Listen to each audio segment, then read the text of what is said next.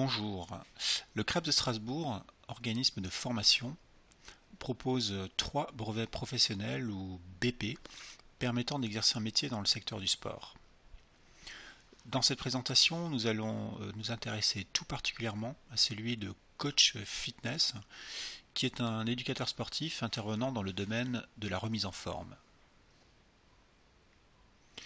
Je m'appelle Marc Fischer, je suis professeur de sport au CREPS de Strasbourg et je coordonne la formation du BPGEPS Activité de la forme. Le BPGEPS, ou Brevet professionnel de la jeunesse, de l'éducation populaire et du sport, est un diplôme de niveau 4, donc correspondant à un niveau bac. La formation du BPGEPS Activité de la forme du CREPS se déroule sur 10 mois en alternance. Il est possible pour toute personne de moins de 30 ans de signer un contrat d'apprentissage avec une structure de stage sous l'égide du Centre de formation des apprentis Formas. Cette formation aboutit à un métier qui vous permettra de travailler dans un secteur particulièrement dynamique. Le BP des activités de la forme se décline en 2 options qui aboutissent à l'obtention de 2 diplômes distincts. L'option cours collectif d'un côté et l'option haltérophilie musculation de l'autre. Ainsi, le CREPS de Strasbourg propose 2 choix possibles qu'il sera nécessaire de préciser au moment de l'inscription. Soit l'inscription sur les 2 options, qui totalisera un volume de formation de 700 heures au CREPS et un volume d'alternance d'un minimum de 500 heures en structure, soit l'inscription unique sur l'option haltérophilie musculation pour un volume de 600 heures au CREPS et un volume dans la structure d'alternance d'un minimum de 400 heures.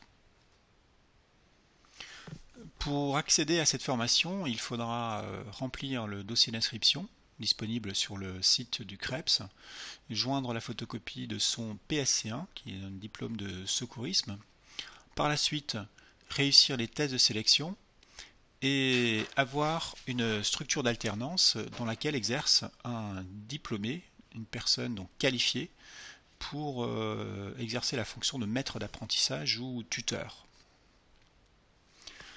Les étapes du cursus peuvent se schématiser en 3 blocs. Un premier bloc qui consiste en le passage d'épreuves de sélection avec des épreuves physiques qu'on appelle les TEP, des tests d'exigence préalable.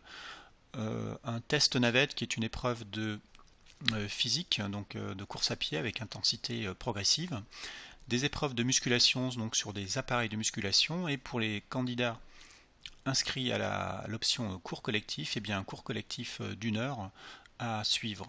L'ensemble de ces tests ou les modalités de ces tests sont disponibles sur le site du CREPS. Suivront également des épreuves écrites et d'entretien oral. La réussite à l'ensemble de ces épreuves validera l'entrée en formation qui se fera donc début septembre et qui débutera par le positionnement qui permet d'individualiser le parcours de formation et par la validation des exigences préalables à la mise en situation professionnelle, ce qu'on appelle les EPMSP, et qui consiste en une mini-épreuve pédagogique qui permettra aux stagiaires de prendre en charge différents publics dans sa structure d'alternance.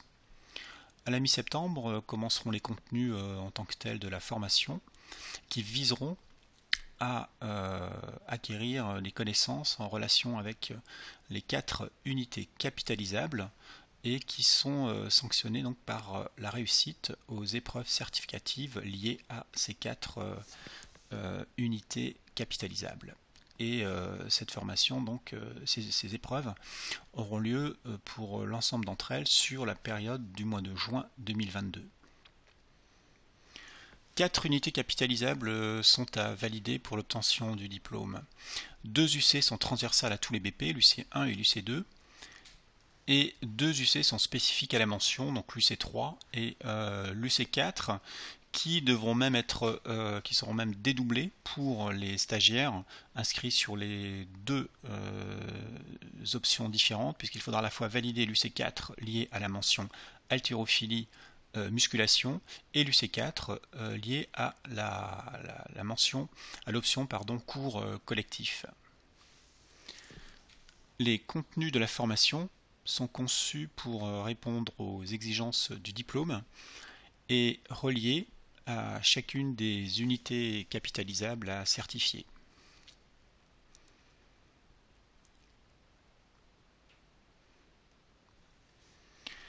Le déroulement de la formation s'organise autour de 2 lieux qui sont en début de semaine, du lundi au mercredi midi, le CREPS avec des cours théoriques à raison de 7 heures par jour, et en fin de semaine en structure avec des horaires et des temps de travail qui vont dépendre de la nature de la structure et du statut du stagiaire.